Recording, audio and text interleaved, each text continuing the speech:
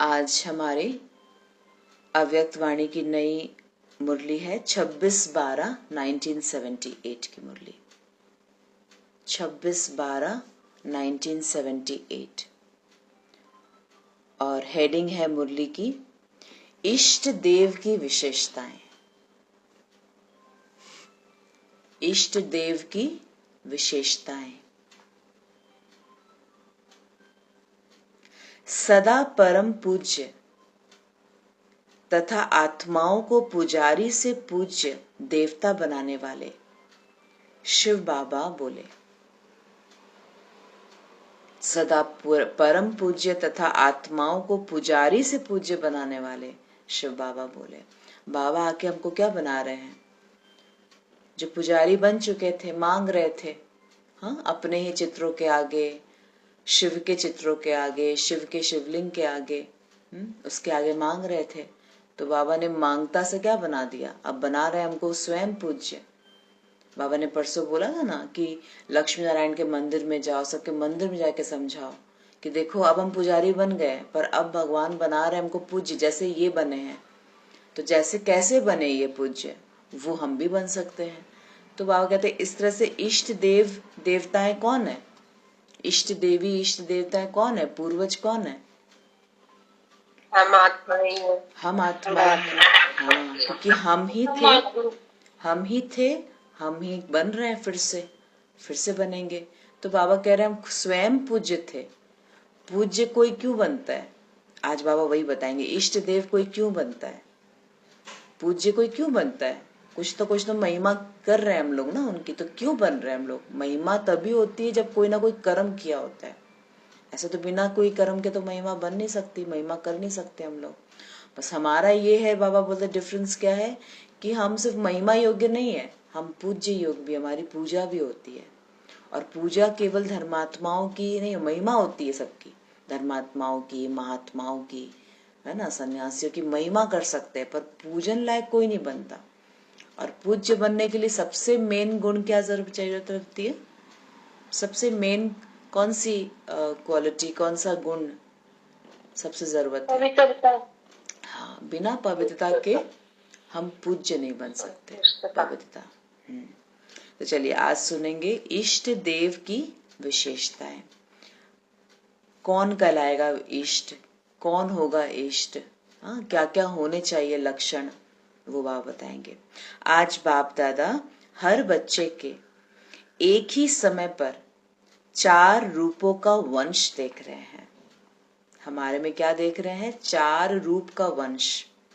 पहला हरेक शिववंशी है।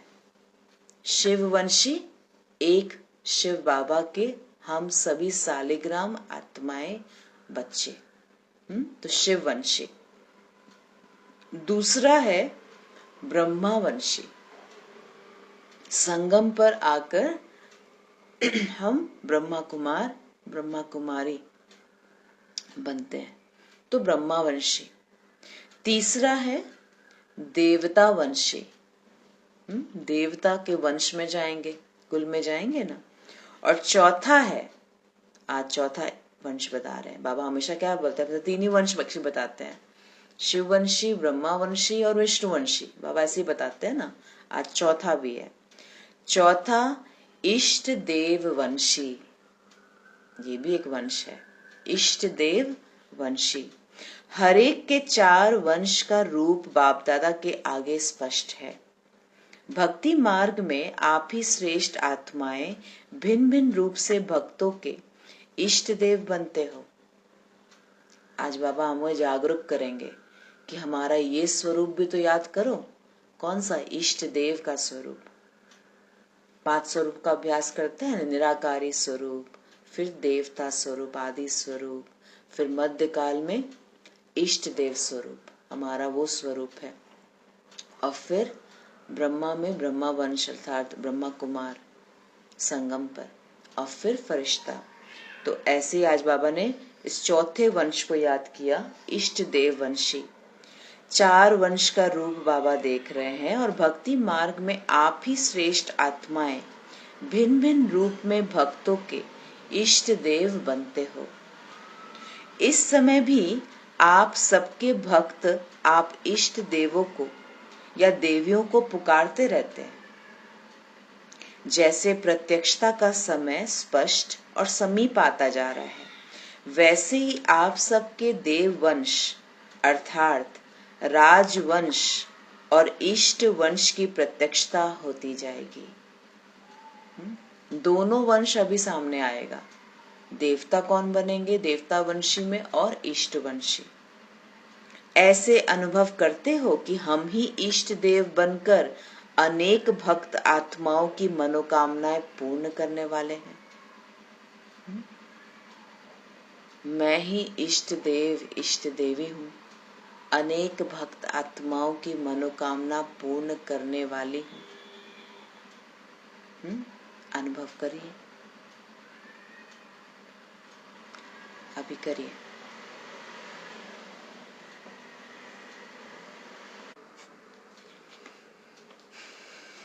कमाल है ना बाबा की। तो बाबा क्या बोलते हैं कि इष्ट देव अभी बनकर अनेक भक्तों की मनोकामनाएं पूर्ण करने वाले हैं। जैसे राजवंश में नंबरवार है, देवता कुल में नंबरवार है, वैसे ही पूज्य रूप में भी नंबरवार इष्ट बनते हो। देखिए आज बाबा ये पहली बार मुझे लगता है मैं तो पहली बार सुन रही हूँ कि इष्ट देवी में भी नंबरवार बनेंगे हम लोग। नंबरवार इष्ट बनते हो। याद है ना हम कौन से इष्ट है। अब देखिए कौन से इष्ट की सब किसी की ज्यादा होती है, किसी को कम याद करते हैं, तो ये नंबरवार यहाँ पर भी है।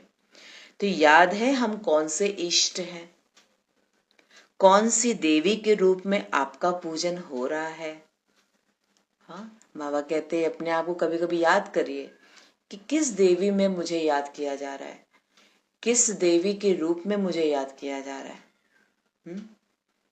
अपनी भक्त माला को जानते हो, कौन कौन सी माला है बताइए। बाबा हमेशा बताता है, अभी तो भक्त माला बताया बाबा, और कौन सी माला होती है।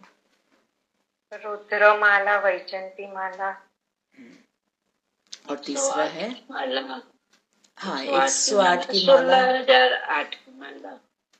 हाँ पर वो तो वैजंती माला हुई जो बता रहे हैं ना। तो एक होती है रुद्र माला और दूसरी हो गई विष्णु की माला अर्थात वैजंती माला, जिसमें आएगा आपका 108 16,108। तो एक्चुअली देखा जाए तो वैजंती माला जो है वो केवल 108 को बोलते हैं, 16,000 को नहीं बोलते। 16,000 विष्णु की माला बोल सकते हैं। तो बाबा कह रहे तीसरी माला है भक्त माला।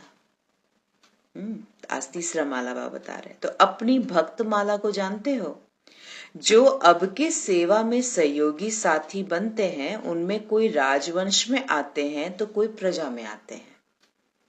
तो इस समय के सेवा के सहयोगी व नजदीक के साथी और भविष्य के रॉयल फैमिली या प्रजा और भक्ति में इष्ट वंशी या इष्ट भक्त इस इष्ट देवों की वंशावली भी दिखाते हैं। तो देखिए अभी के जैसे हम बाबा को सहयोग दे रहे हैं, जितना जितना हम बाबा के साथी बन रहे हैं अभी उतना उतना हमारा क्या डिसाइड होगा, हमारे आगे का राजवंश माला डिसाइड होगा। फिर अब राजवंश में या तो राजघराने में जाएंगे, या तो प्रजा में जाएंगे, या तो रॉयल फैमिली में आएंगे। और फिर उसके बाद हो रहा है बोले राज इष्ट वंशी भी अभी डिसाइड होगा। हमारे जैसे जैसे हम बाबा के साथी बन रहे हैं, सहयोगी बन रहे हैं, वैसे हमारी वो माला भी तैयार हो रही है। तो बाबा कह रहे इष्ट वंशी व भक्त इष्ट देवों की वंशावली भी दिखाते हैं। अपने आप से पूछो कि हम राजवंशी सो इष्टवंशी हैं। राजवंशी सो इष्टवंशी है। किस नंबर के इष्ट हो। कोई इष्ट देव की रोज की पूजा होती है, रोज पूजा होता है उनका। कोई कोई की कभी कभी होती है। कोई की नियम प्रमाण युक्ति युक्त रूप में होती है, और कोई की जब आया जैसे आया वैसे होती है। कोई आया भक्त लोग तब पूजा होती है। मंदिर है, सब कुछ है, पर पूजा सब समय नहीं होती। किसी का नियम अनुसार सुबह शाम को रात को दिया बत्ती सब कुछ पूजा आरती सब होता है। तो कोई कोई की नियम प्रमाण होती है, कोई कोई के जब आया जैसे आया वैसे होती है। अब कोई की बड़े धूमधाम से वैरायटी वैभवों से पूजन होता है। चले जाइए जितने भी बड़े बड़े मंदिर में वैभव, इतना मंदिर विशाल, हाँ, ऐसे रोज तीनों टाइम पूजा, नियम अनुसार भोग लगाना, हर चीज होता है। तो बाबा कह रहे कितने धूमधाम से वैरायटी वैभवों से पूजन होता है। आज बाबा पूरा वो भक्ति काल का और अभी का भी, अभी भी तो लोग भक्त है ना, पर देखा जाए तो सबसे अच्छी भक्ति होती थी द्वापर और कलयुग के स्टार्टिंग में। तो बाबा उस समय लेके जा रहे हैं अपने मध्य काल में, उसमें पहुंच जाइए। तो बाबा कह रहे कोई की तो बड़े धूमधाम से वैरायटी वैभवों से पूजन होता है और कोई की कभी कभी धूमधाम से होती है। कोई की भक्त माला बहुत बड़ी होती है, भक्त की लाइन बहुत होती है, अनगिनत संख्या के भक्त होते हैं, और कोई के बहुत थोड़े से भक्त होते हैं। लेकिन ब्राह्मण वंशी सो राजवंशी छोटा या बड़ा इष्ट देव जरूर बनते हैं, तो आप सभी भक्तों के इष्ट होना। लेकिन बाबा क्या बोल रहे हैं, चाहे थोड़े हो या ज्यादा हो, पर सभी कोई अभी जो ब्राह्मण वंश में है वो राजवंशी जरूर बनेगा, और जो राजवंशी में है वो इष्ट वंशी में जरूर जाएगा। तो बाबा कहते ये वर्ण है, ये नियम है, इसको हम लोग चेंज नहीं कर सकते। अगर जो अभी ब्राह्मण बने हैं उसकी किसी न किसी रूप से पूजा होगी जरूर, ये अनिवार्य है, ये निश्चित है। वही बाबा कह रहे हैं। तो आप कौन से इष्ट हो, कौन से भक्तों के इष्ट हो? बाप दादा आज सभी को इष्ट देव या इष्ट देवी के रूप में देख रहे हैं। बाबा हम सबको कैसे देख रहे हैं आज? इष्ट देव या इष्ट देवी के रूप में देख रहे हैं कि मेरे बच्चे कितने पूज्य हैं। अपना पूज्य स्वरूप भी सदा सामने रखो। श्रेष्ठ इष्ट देव बनने वाले की विशेष 8 बातें याद रखो। सभी आज नोट करेंगे। बाबा 8 पॉइंट बता रहे हैं। क्या? श्रेष्ठ इष्ट देव बनने वाले की विशेष 8 बातें याद रखो। जैसे अष्ट शक्तियां याद होती है ना, सबको अष्ट शक्तियां याद है? सिर्फ हाँ बोलिए, हैंड रेज या वो अष्ट शक्तियां याद है सभी को? हाँ है। तो बाबा है ना, तो बाबा कह रहे आज कौन सा स्वरूप बाबा देख रहे हैं हमारे में? इष्ट देव और इष्ट देवी। तो बाबा कह रहे अपना वो रूप सामने लेके आओ, ले आइए अपने स्वरूप को, या तो माँ दुर्गा के रूप में, या तो हाँ कृष्ण के रूप में, राधा के रूप में, श्री राम श्री सीता के रूप में, या तो किसके रूप में? हनुमान के रूप में, और गणेश गणपति उनके रूप में, माँ काली के रूप में, माँ वैष्णो देवी के रूप में। जो रूप आपको अच्छा लगे अपने स्वरूप को सामने लेके आइए।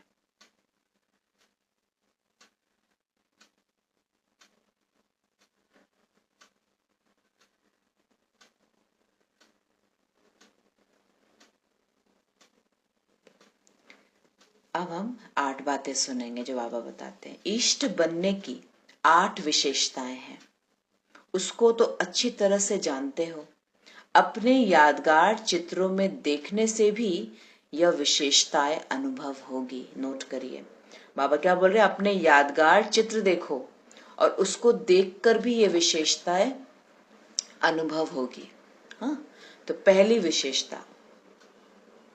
पहली विशेषता क्या है इष्ट देव बनने की?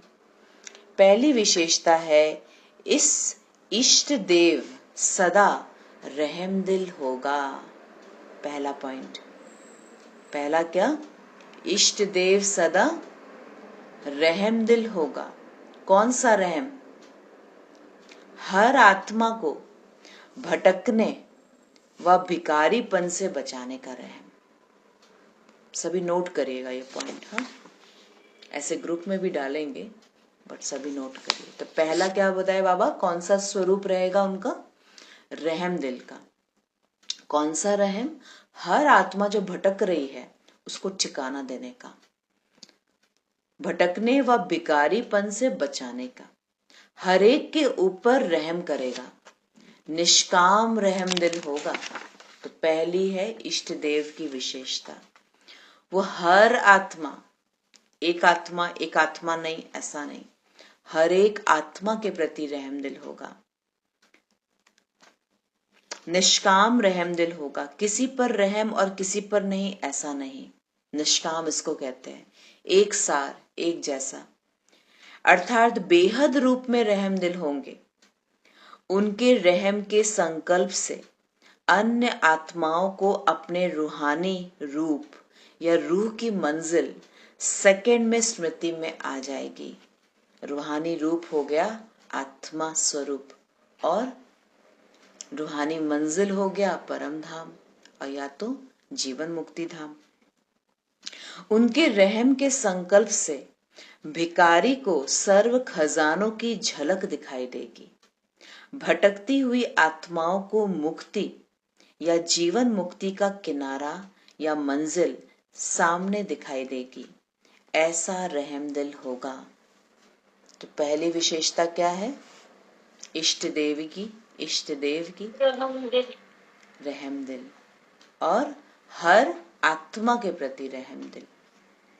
दूसरी विशेषता, इष्ट देव की विशेषता, दूसरी विशेषता, इष्ट देव आत्मा सदैव सर्व के दुख हरता सुख करता का पाठ बजाएगी। सदैव हर आत्मा के प्रति दुख हरता सुख करता का पाठ बजाएगी।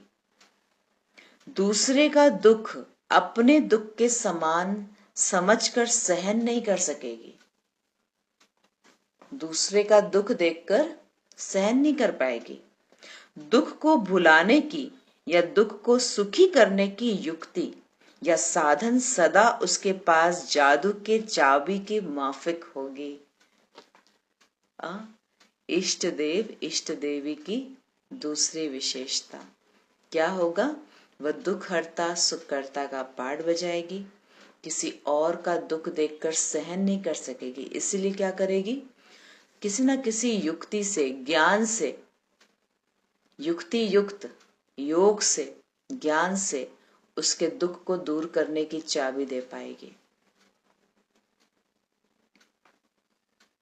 है आप सबके पास चाबी दूसरों के दुख को दूर करने का?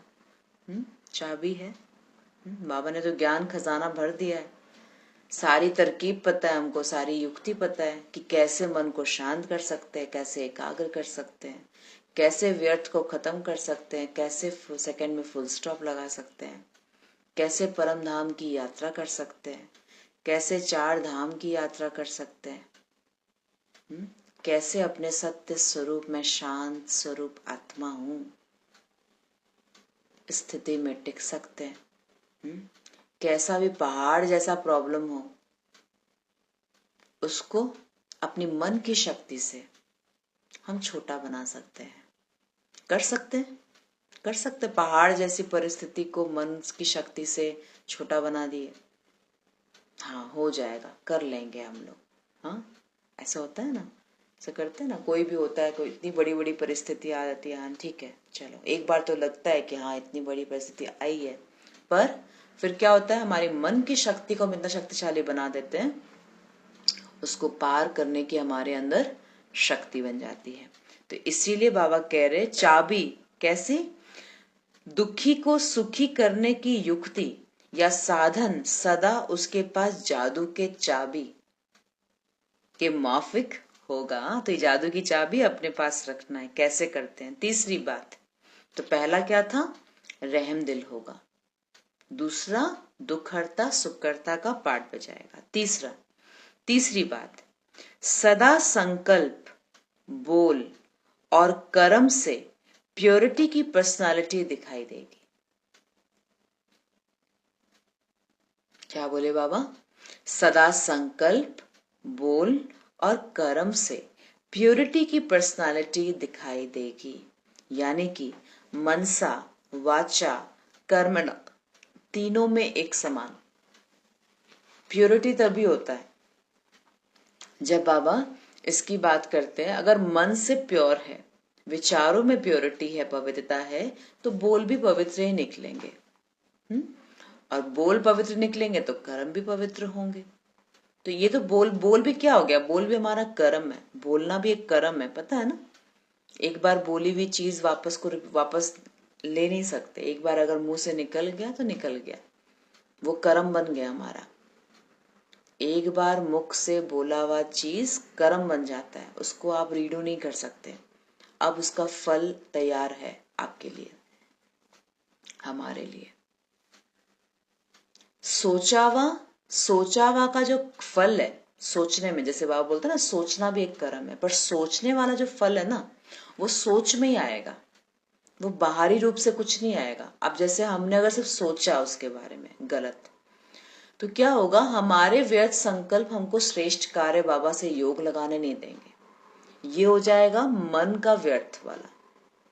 मन का व्यर्थ संकल्प ऐसा चीज है जिसका फल डिसाइड बाहरी रूप से नहीं होता है, पर बोल का और कर्म का जो कर्म है, ये कर्म का फल बाहरी रूप से मिलेगा। अब मैं बोलूंगी, मैं चलते चलते रोड में चल रही थी, मुझे आकर गाय ने मार दिया।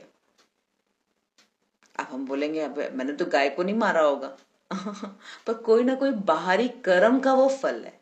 और बाहरी कर्म होते हैं या तो मुख से या तो हाथ पैर, मतलब कर्म, प्रॉपर कर्म, व्यवहार, ये कर्म हो गया हमारा, जहां पर सारे कर्म इंद्रियां हमारे उसमें है। पर जब मन से हम विकर्म करते हैं, मन का विकर्म का फल जो होता है वो मन द्वारा ही मिलता है, वो बाहरी रूप से नहीं मिलेगा। ठीक है, ये ध्यान रखना है। तो मन का चीज हमको मन में व्यर्थ चलाएगा, इतना चलाएगा कि बाबा को याद नहीं कर पाएंगे। वो एक चीज श्रेष्ठ कार्य करने नहीं देगा। पर बाहरी जितना भी है, तो आज बाबा क्या बोले, तीसरी क्या विशेषता है इष्ट देव की, वो मन से भी, यानी कि संकल्पों से भी, बोल से भी और कर्म से प्योरिटी की पर्सनालिटी होगा। और इसमें सिंपल सा पुरुषार्थ है, अंदर बाहर एक रहे। अंदर बाहर एक रहेंगे, तीनों एक जैसा रहेगा, एकदम प्योर। कोई बोलता है ना, आप क्या सोच रहे हैं, क्या चला रहे हैं अंदर अंदर कुछ नहीं चला रहे, या तो स्वमान चलता रहेगा, अगर कोई कार्य नहीं है तो या तो स्वमान चलता रहेगा, या तो कुछ न कुछ अंदर में मंथन चलता रहेगा, अगर खाली है तो।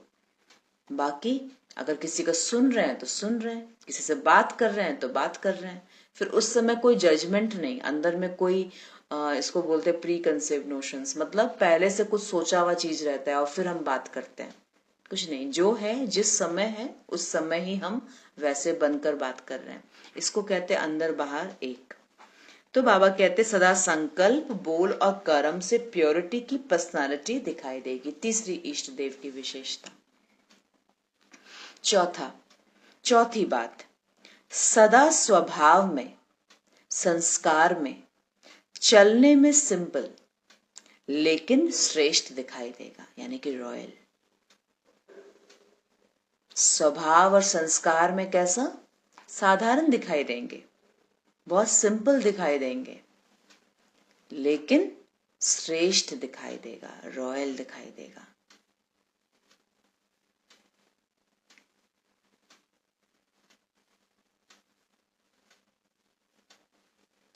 रॉयल्टी किस में आती है, बाबा ने रॉयल आत्मा की निशानी क्या बताई थी। रॉयल आत्मा की निशानी सबसे मुख्य होगी, उसको कभी भी कोई भी चीज चाहिएगा नहीं, कुछ लेने की इच्छा नहीं होगी। रॉयल आत्मा की मुख्य निशानी, वो दाता का बच्चा है और दाता बनकर व्यवहार में आएगा।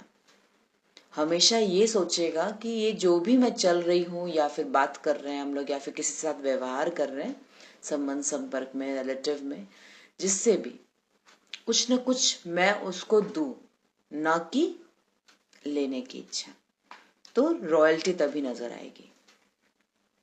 ठीक है, तो रिवाइज कर ले। पहला क्या था, रहम दिल। दूसरा दुखहर्ता सुखकर्ता का पार्ट बजाएगा। तीसरा मनसा यानी कि संकल्प, बोल और कर्म में प्योरिटी की पर्सनालिटी, तीनों एक समान।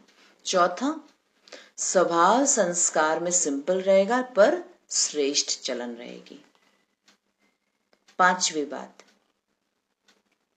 जैसे आपके जड़ चित्र सदा श्रृंगारे हुए दिखाए हैं, वैसे सर्व गुणों के श्रृंगार से सदा सजे सजाए नजर आएंगे।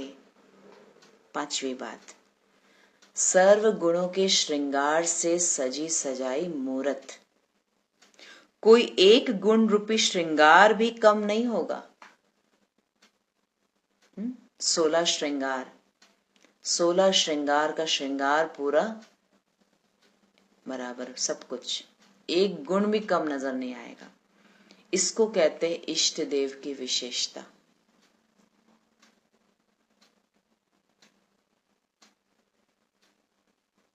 हो गई पांचवी बात। छठी बात, ऐसी इष्ट आत्मा के फीचर्स सदा स्वयं भी कमल समान होंगे और दूसरे को भी कमल समान न्यारा और प्यारा बना देंगे, यानी कि न्यारा और प्यारा बनने की कमल पुष्प समान स्थिति।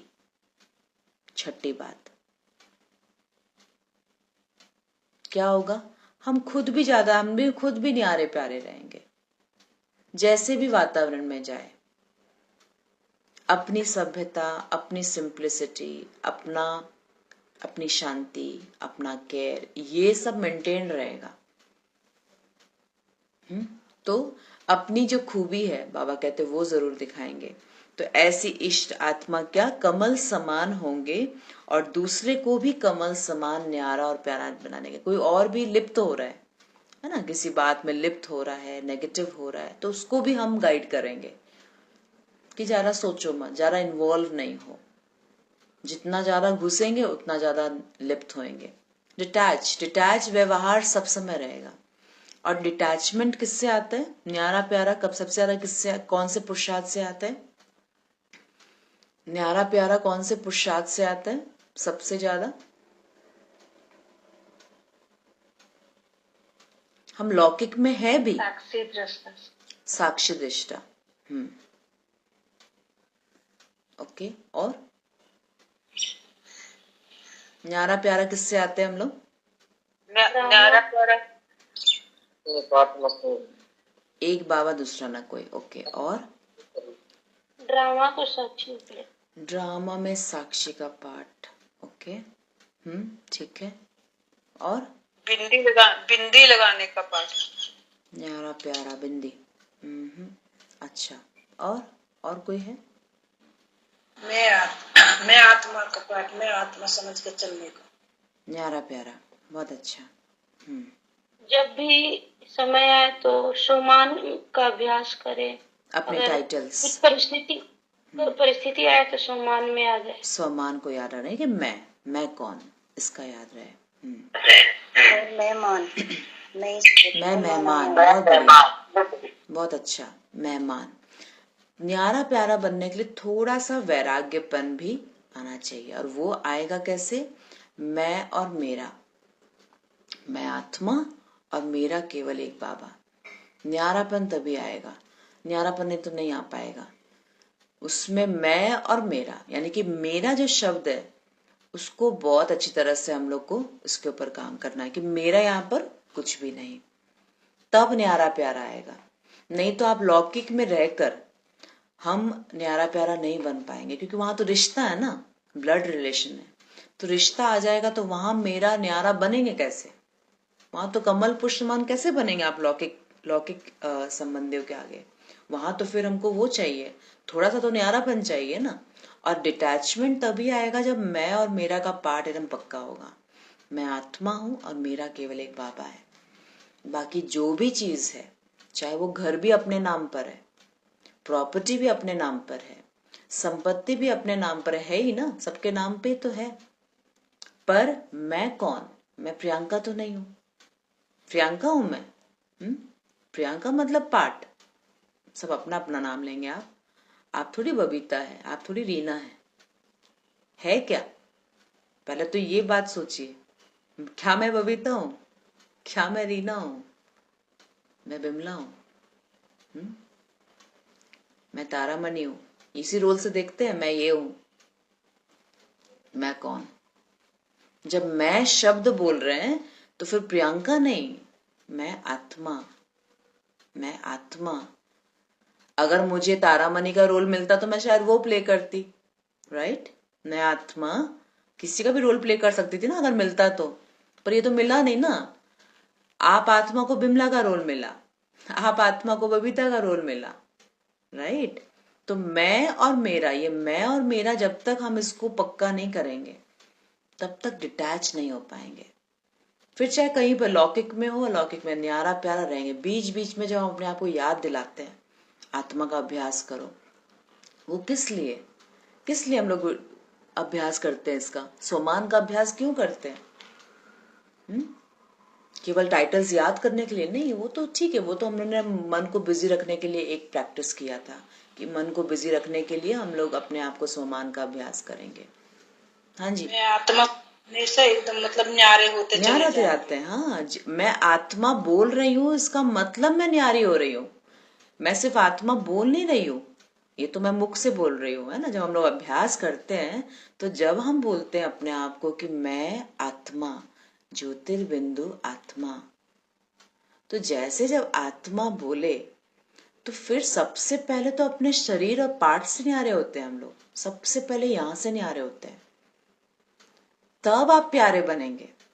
अगर मैं प्रियंका बनकर आपसे बात करूं ना तो बॉडी कॉन्शियस आएगा ही आएगा। आपको लगेगा प्रियंका बहन बात कर रही है, हाँ, प्रियंका बहन अपनी तरफ आकर्षित कर रही है, प्रियंका बहन खींच रही है, अपने पर लटका रही है, अपने में करेगी। पर मैं जब आत्मा बनकर बात करूंगी तब एक बाबा के हम सब बच्चे। दीदी जैसे ब्रह्मा बाबा ने भी लिख लिख कर अभ्यास करा ना कि मैं आत्मा हूँ, यशोदा आत्मा है, राधा आत्मा है, तो वो भी परिवार के बच्चे इनके सबके नाम ले क्योंकि लेकर आत्मा। स्टार्टिंग में उनको अभ्यास करना जरूरी था ना। अभी तो देखिए हम लोग को बहुत सारा जगह से क्लासेस मिल जाता है, हमें बहुत बार रिमाइंडर मिल जाता है, हम कुछ भी देखते हैं पिक्चर दिख जाता है। आजकल तो देखो तो कितना कितना यूट्यूब में, है ना, ऑनलाइन में पिक्चर्स दिखाई देते हैं ज्योति का, फरिश्ता का। तो हमारे लिए थोड़ा सा आसान है ये युग, ये समय। पर ब्रह्मा बाबा के समय सोचिए, ना कोई चित्र था, ना कोई ऐसे बार बार उनको रिमाइंड करने वाला था, कोई देने वाला था। वो तो खुद स्वयं थे सबसे पहले स्टार्ट करने वाले। तब उन्होंने क्या देखा, अभी यशोदा दिख रही है उनकी वाइफ, अब उनको आज तक वो अपनी पत्नी के रूप में देखे हैं।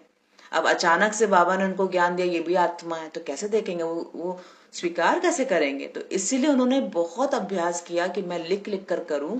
अपने बच्चे का नाम लिख कर फिर लिखते थे ये भी आत्मा है, अपनी पत्नी का नाम लिख कर कि ये जो है ये भी आत्मा है ये। और अब जाहिर सी बात है, जब हम लिख रहे हैं तो केवल लिख थोड़ी रहे हैं, उनका पिक्चर भी सामने आ रहा है उनके दिमाग में, मन बुद्धि में, मन बुद्धि के चित्र में तो वो भी सामने आ रहा है। फिर उसको ये भी आत्मा है, ये भी आत्मा है, ये भी आत्मा है, तब वो न्यारा प्यारा बन पाए। तो न्यारा प्यारा तभी बन पाएंगे जब मैं और मेरा बिल्कुल क्लियर होगा, तभी हम रोल से अलग हो पाएंगे, नहीं तो नहीं। हम अगर रीना बनकर बाबा को याद करेंगे तो रीना बनकर ही करेंगे, फिर आत्मा डिटैचमेंट नहीं हो पाएगा। फिर हमको रीना के सारे प्रॉब्लम्स याद रहेंगे, हाँ, रूबी के सारे प्रॉब्लम्स याद रहेंगे कि मेरे को इसको ठीक करना है, इसको ठीक करना है। रूबी का हम रोल प्ले कर रहे हैं, पर जब तक मैं आत्मा अपने सत्य स्वरूप में नहीं रहूंगी रूबी को शक्ति नहीं मिलेगी, वो पावर नहीं मिलेगी कि उसको फाइट कर सके। तो डिटैचमेंट इसलिए जरूरी है, तब न्यारा प्यारा बनेंगे। परिवार में रहेंगे पर न्यारा प्यारा रहेंगे। क्यों? क्योंकि मैं और मेरा बिल्कुल क्लियर रहेगा। ठीक है, तो छठी बात क्या थी? ऐसे इष्ट आत्मा के फीचर्स सदा स्वयं भी कमल समान होंगे और दूसरे को भी कमल समान न्यारा और प्यारा बना देंगे। सातवीं बात, ऐसी इष्ट आत्मा सदा स्थिति में अचल अडोल होगी।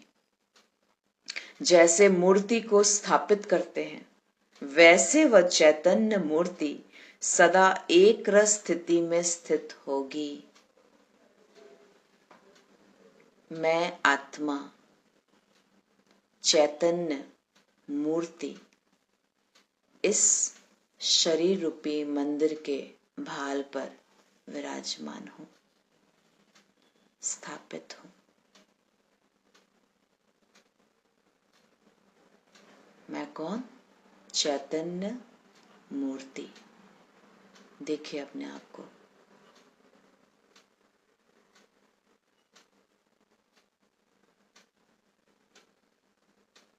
ये शरीर मेरा मंदिर है और मंदिर में जो मूर्ति है वो मैं हूं। और भृकुटी मेरा सिंहासन है।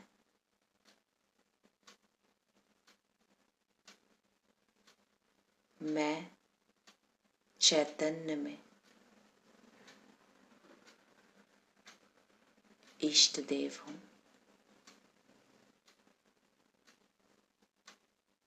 इष्ट देवी हूं।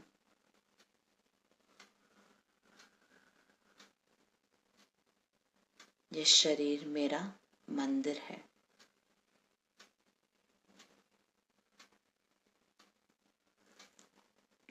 और ये आंखें मंदिर का दरवाजा, जिससे मैं देखती हूँ भक्त आत्माओं को।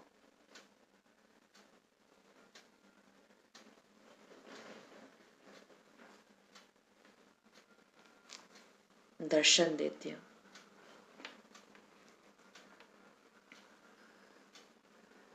और यह मुख, जिससे भक्तों के लिए, सभी आत्माओं के लिए दुआएं ही निकलती है, शुभ भावना के बोल ही निकलते हैं,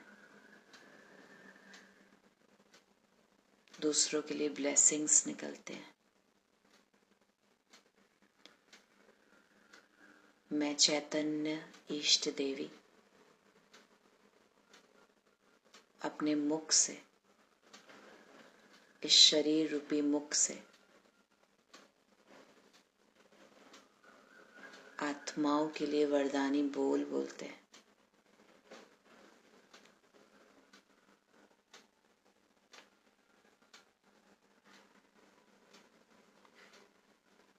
ओम शांति। तो आज ये भी अभ्यास करेंगे। तो बाबा कहते सदा स्थिति में अचल अडोल मूर्ति को जैसे स्थापित करते हैं, वैसे यह चैतन्य मूर्ति सदा एक रस स्थिति में स्थित होगी। 8वीं पॉइंट, 8वीं बात, 8वीं विशेषता, वह सदा सर्व के प्रति संकल्प और बोल में वरदानी होंगे। ग्लानि या शिकायत करने वाले के ऊपर भी वरदानी। अभी जो प्रैक्टिस किए, अब मैं अगर मूर्ति हूं, शरीर मेरा मंदिर है, तो इस मुख से क्या निकलेगा? हर एक आत्मा के प्रति शुभ भावना के बोल निकलेंगे। वरदानी, उनके लिए ब्लेसिंग्स ही निकलेगा। वरदान मतलब ब्लेसिंग्स। और ब्लेसिंग्स कोई कौन देता है? ब्लेसिंग्स आप देते हैं ना, जब कोई बच्चा जाता है एग्जाम देने, या फिर आपके हस्बैंड कहीं जा रहे हैं, तब अंदर से ब्लेसिंग्स निकलती है। तो अपनों के लिए निकलता है। वैसे ही बाबा कहते हैं हर आत्मा के प्रति ब्लेसिंग्स निकले। तो सर्व के प्रति संकल्प और बोल में वरदानी होंगे। ग्लानि या शिकायत करने वाले बोल नहीं निकलेंगे, उसके ऊपर भी वरदानी बोल। ग्लानि करने वालों के प्रति भी वाह वाह के पुष्पों की वर्षा करने वाले होंगे। इसके रिटर्न में इष्ट देव रूप में पुष्पों की वर्षा ज्यादा होती है। देखिए, ब्राह्मण बनते समय उन्होंने इतना पुष्प दिया दूसरों के प्रति, ग्लानि के प्रति भी पुष्प डाला मुख से, कि जो भक्त आत्मा क्या करते हैं, इस पर फूल डालते हैं, क्योंकि हमने पहले फूल डाला है। शुरुआत बोले ना, पहल हमको करनी पड़ेगी। चुप रहने की पहल हमको करनी पड़ेगी, शांति को चुनने की पहल हमको करनी पड़ेगी, माफ करने की पहल पहले हमको करनी पड़ेगी, दूसरों को आगे बढ़ाने का पहल वो भी मुझे करना होगा, सहन करना पहले मुझे, एडजस्ट करना पहले मुझे। पहल हम करेंगे तब जाकर द्वापर से वो हम पर पुष्प, आरती, महिमा, पाठ, क्या क्या करते हैं, हाँ ऐसे करेंगे। हम पहले ज्योति बनने का स्वरूप बनेंगे, हम सब समय आत्मिक स्वरूप में रहेंगे, तो वो दिया जलाने का जो परंपरा है भक्ति में, हर इसके आगे दिया जलता है, अगरबत्ती खुशबू जलाते हैं।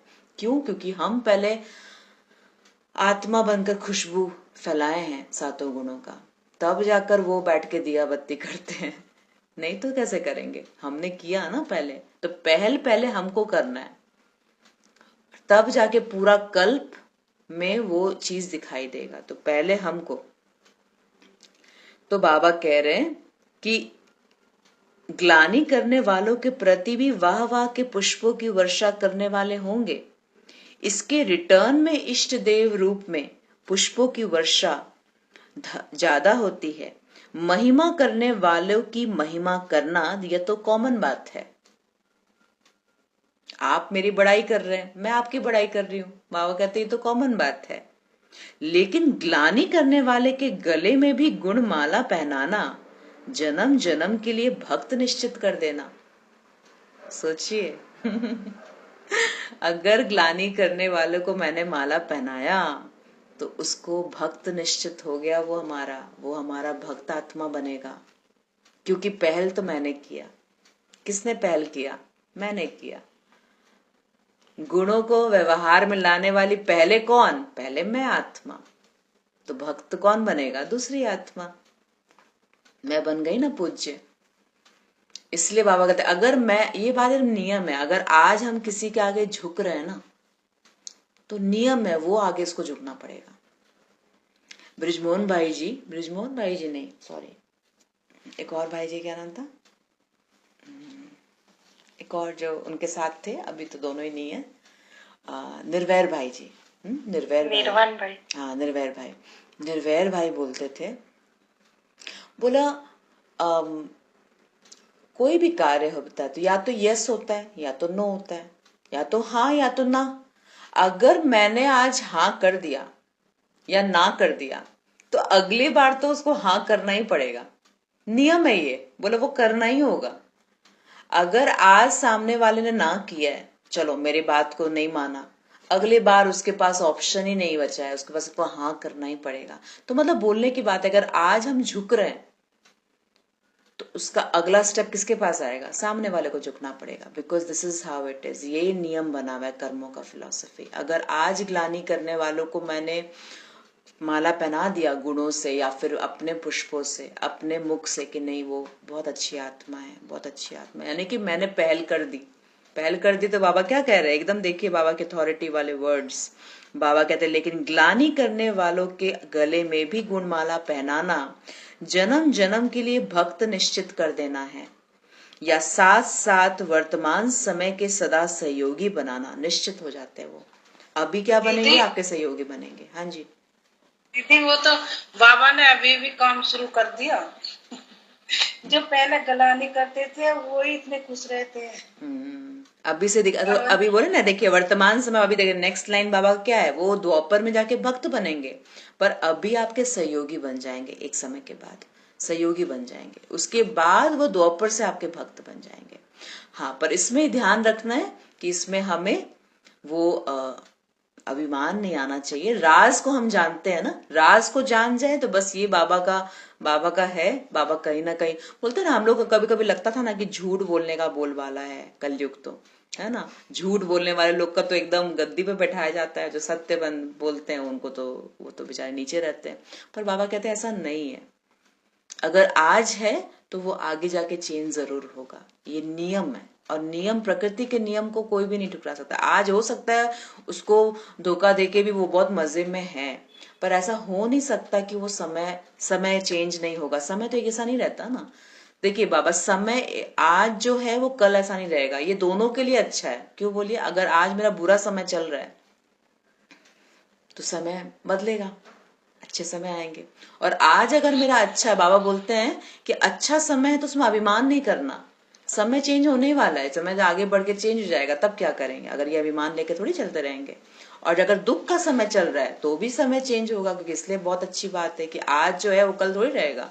स्वीकार कर लीजिए तो अच्छा है, नहीं स्वीकार करेंगे तो बहुत तकलीफ देने वाला है वो। तो और दीदी बाबा बाबा कहते हैं, सत्य नैया हिलेगी डुलेगी लेकिन डूबेगी नहीं। सत्य की सत्य नैया तो कभी डूबती नहीं है। हाँ, क्योंकि वो तो आगे प्रत्यक्ष होएगा ही ना, आगे जाके पता लगेगा ही। ठीक है, तो 8वीं बात थी, बाबा कहते ग्लानि को गले लगाना, पुष्प डालना उसको, तब वो आपके भक्त आत्मा बनेंगे। राज को जान जाए बस। जैसे आजकल आप विशेष, एक सेकेंड, बाबा ने 8 बातें बोली थी क्या कि 9 बातें बोली थी? 8 बात 8 बात बोला था ना? बोले। हाँ, तब ठीक है, तब 8 बात हो गया। 8 बात हो गया। अष्ट शक्ति जैसे है वैसे 8 बातें थी इष्ट देव देवता बनने की। हाँ, तो 8 बातें हो गई। अब बाबा आगे बोल रहे हैं। तो बाबा कह रहे ठीक है ना, रिवाइज कर ले, एक बार रिवाइज कर लेते चलिए। पहला, रहम दिल होगा। दूसरा, दुख हरता सुख करता होगा, पाठ बजाएगा। तीसरा, संकल्प, बोल और कर्म तीनों प्योरिटी, पर्सनालिटी। चौथा, स्वभाव संस्कार में सिंपल होगा लेकिन श्रेष्ठ होगा, यानी कि रॉयल होगा। 5वीं बात, जड़ चित्त जैसे श्रृंगारे हुए होते हैं वैसे सारे सर्व गुणों से श्रृंगारे हुए मूर्त होंगे। 6th बात, कमल पुष्प समान न्यारा और प्यारा होगा। 7वीं बात, अचल अडोल होगा जैसे चैतन्य मूर्ति विराजमान है। एक रस होगा चैतन्य मूर्ति के समान। और 8वीं बात, संकल्प और बोल में सदा वरदानी होंगे, ग्लानि करने वालों के लिए भी पुष्पों की वरदान देंगे, न कि शिकायत और उसके वरदान। ठीक है, तब वो भक्तमाला निश्चित होंगे। जैसे आजकल आप विशेष आत्माओं के स्वागत के समय गले में स्थूल माला डालते हैं, तो फिर आप क्या करते हो? डालने वाले के गले में रिटर्न कर देते हो ना। ये बता दादियां करती थी। दादियों को कोई देता था, वो रिटर्न में उनको दे देती थी। मतलब अब उनको नहीं दिया तो किसी और को दे दिया, पर देती जरूर थी, अपने पास नहीं रखती थी। डालने वाले के गले में रिटर्न कर देते हो ना, ऐसे ग्लानि करने वाले को भी आप गुणमाला पहनाओ तो वह स्वतः ही आपकी गुणमाला आपको रिटर्न करेंगे। हम जो देंगे रिटर्न हमारे पास वही आएगा। इसीलिए समय को भी हमें वैसे ही करना है। जब दुख का समय है तो ये समय भी निकलेगा, ये बात का एकदम ये निश्चित है। ये इसमें निश्चय करने की कोई बात नहीं है, ये तो नेचुरल चीज है। अगर आज है तो समय चेंज होने ही वाला है, ये बात। सिमिलरली अगर सुख के दिन है तो अभिमान कभी नहीं करना, क्योंकि ये भी समय चेंज होगा। ये गीता का सार है और ये बाबा हमको सिखाते हैं। तो बाबा कह रहे कि आपकी गुणमाला आपको रिटर्न करेंगे। जैसे बाप के हर कदम हर कर्म में गुण गाते हैं, वैसे आप इष्ट देव महान आत्माओं के सदा गुण गाते रहेंगे। अर्थात यह देना अनेक बार का लेना हो जाता है। आज देंगे तो अनेक बार के लिए हमको मिलना शुरू हो जाएगा। कैसे मिलेगा? देखिए, सत्युग त्रेता में वो प्रजा के रूप में बनेंगे, द्वापर से भक्त बनेंगे। जरूरी नहीं है दोनों माला सेम हो सकता है प्रजा वाली आत्मा अलग हो, भक्त माला तो अलग होगी। तो वो होगा। फिर संगम पर क्या होंगे? सहयोगी हो जाएंगे, वो ग्रेजुअली धीरे धीरे सहयोगी बन जाएंगे। तो हर कल्प में, पूरे कल्प में वो हमारे उसी रूप में रहेंगे। तो बाबा कहते हैं इसीलिए संगम पर झुकना इंपॉर्टेंट है, संगम पर स्वीकार करना इंपॉर्टेंट है, तभी जीत होती है हमारी। तभी हम कर्मेंद्रिय जीत, माया जीत, प्रकृति जीत बनेंगे, क्योंकि हम अभी झुकते हैं। तो बाबा कह रहे हैं आप इष्ट देव, देखिए परेशानियों के आगे भी तो हम झुकते हैं ना, परेशानियों को भी तो स्वीकार करते हैं ना। एक होता है पहले फाइट करते थे हम लोग, शिकायत करते थे, ये मेरी वजह से नहीं हुआ उनकी वजह से हुआ, ये मेरी वजह से नहीं हुआ उनकी वजह से हुआ। अब हम क्या करते हैं? अब हमारा दृष्टिकोण चेंज हो गया। अब हमारे पास तो कोई परिस्थिति बनकर आती है, कोई भी रूप परेशानी बनकर आती है, हम स्वीकार करते हैं ना, मेरा ही किया हुआ था, आ गया वापस, चलो कोई बात नहीं, ठीक है, स्वीकार कर लेते हैं ना किसी पर टेपते ना किसी। तो ये क्या हुआ, पहल हमने कर लिया ना, अब हम जीत पा लेते हैं। जब हम जैसे स्वीकार करते हैं ना, तब वो परिस्थिति के ऊपर विजय प्राप्त करते हैं हम लोग। अगर जिस समय फाइट करते रहेंगे तो परिस्थिति पर विजय प्राप्त नहीं कर सकेंगे। फिर लगेगा कि एक समय के बाद आपको लगेगा हम थक गए, करते करते थक गए, क्योंकि वो कहीं ना कहीं फिर बॉडी कॉन्शियस में आ जाते हैं हम लोग, ये मेरे साथ क्यों, हम तो बाबा के बच्चे हैं, मेरे साथ ये परेशानी क्यों, बाबा ने मेरे को हेल्प नहीं किया। बाबा हेल्प कैसे करेगा, कहीं कहीं पर तो आपको भी तो दुख देगा ना, कहीं ना कहीं वो चीज तो मेरे को रिटर्न मिलेगा ना।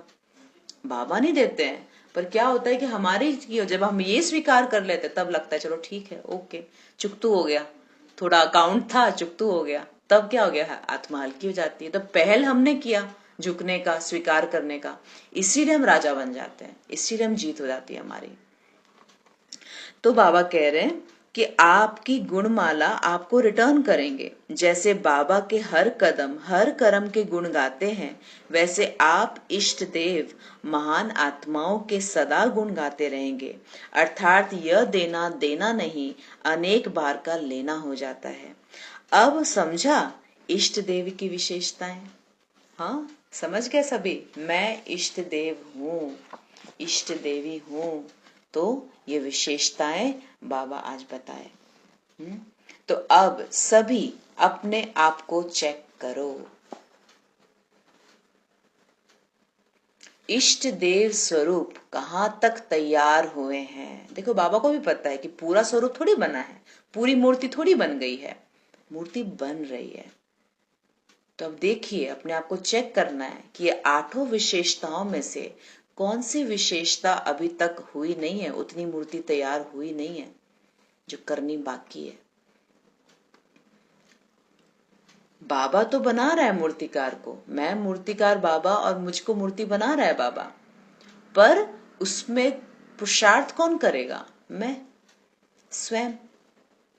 तो बाबा कह रहे हैं अब देखो, चेक करो कि इष्ट देव स्वरूप कहां तक तैयार हुए हैं, मूर्ति कहां तक बनी है हमारी। जब मूर्ति तैयार हो जाती है तब पर्दा खुलता है। तो आप सब तो तैयार हो या कोई तैयारी कर रहे हो? आपके भक्त अधूरे साक्षात्कार में राजी नहीं होंगे। पर्दा खुल जाएगा अचानक से, हाँ, और मुकुट नहीं बना अभी तक, हाँ, गले का हार नहीं पहना हुआ है मैंने, तो फिर क्या होगा? बाबा कहते वो तो फिर भक्त लोग तो थोड़ी राजी होंगे, बोले अरे मूर्ति नहीं तैयार हुई है, चुनरी नहीं है, पूरा सब कुछ है, चुनरी नहीं पहना, हाँ, तो कैसे होएगा? तो बाबा कहते श्रृंगार अगर अधूरा रहेगा तो अच्छा थोड़ी लगेगा। तो बाबा कहते भक्त फिर राजी नहीं होंगे। इसीलिए अपने इष्ट देव रूप को सदा सजा सजाया हुआ रखो। समझा आप क्या करना है? रखना किसको है? मुझे रखने का पुरुषार्थ मेरे को ही करना पड़ेगा। सजी सजाई मैं मूर्ति। हो जाता है ना, कभी कुछ होता है तो एक गुण को छोड़ देते हैं, वो गुण साइड हो जाता है, फिर वहां पर हमारे पुराने जो द्वापर के संस्कार है वो सब इमर्ज हो जाते हैं। तो बाबा कह रहे गुणों को रखो अपने पास, सजाया सजाया हुआ। अच्छा, तो ऐसे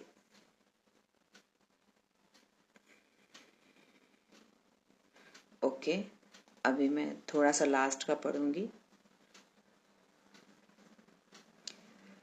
तो हर स्थान के निकले हुए विशेष आत्माओं रूपी फूलों का गुलदस्ता बाप दादा और सर्व परिवार के आगे पहले विशेष भेंट करेगा।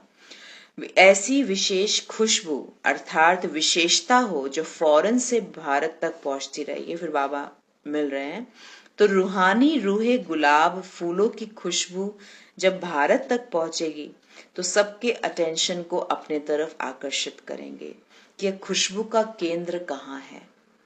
अच्छा, ऐसे सदा सजे सजाए मूर्ति राजवंशी सो इष्ट वंशी सर्व आत्माओं को सदा श्रेष्ठ संकल्पों द्वारा वरदान देने वाली, सर्व आत्माओं को रहम दिल बनकर मंजिल दिखाने वाली, ऐसे महादानी वरदानी इष्ट देव श्रेष्ठ आत्माओं को बाप दादा का याद प्यार और नमस्ते। हम बच्चों की तरफ से बाप दादा को याद, प्यार, गुड मॉर्निंग और नमस्ते। शुक्रिया बाबा, शुक्रिया। ओम शांति।